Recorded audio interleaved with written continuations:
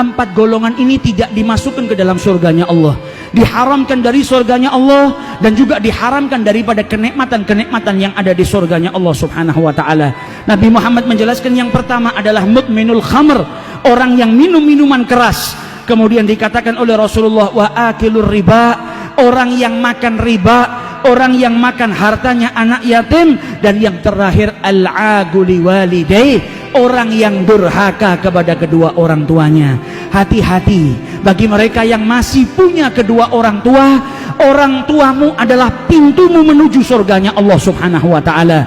Orang tuamu adalah sarana yang paling mudah yang Allah berikan kepada dirimu untuk engkau menuju surganya Allah subhanahu wa ta'ala. Orang tua yang disebut oleh Allah setelah penghambaan kepada Allah, wabil walidaini ihsana. Oleh karena itu Imam Hasan al-Basri ketika ibunya meninggal, beliau menangis luar biasa. Ketika ditanya, engkau ini imam, engkau ini ulama besar, ditinggal mati oleh ibumu, menangis seperti ini, seperti orang yang tidak berpendidikan.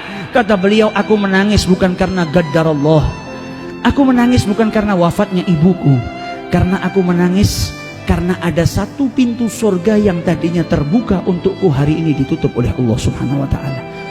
Orang tuaku adalah sarana yang paling mudah untuk menuju ke pintu surganya Allah subhanahu wa ta'ala, dan dengan wafatnya orang tuaku maka tertutup pintu tersebut. Maka bagi kita yang masih memiliki kedua orang tua, hati-hati. Jangan sampai kita mengangkat suara kita melebihi daripada suara orang tua kita. Jangan sampai kita mengangkat suara kita tidak sopan kepada orang tua kita. Dan itu pun dilarang oleh Allah subhanahu wa ta'ala dalam Al-Quran.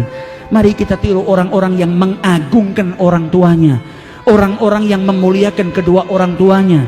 Bahkan sahabat-sahabat Nabi Muhammad di dalam sholat ketika dipanggil ibunya, dia mengeraskan bacaan supaya ibunya tahu kalau dia sedang sholat.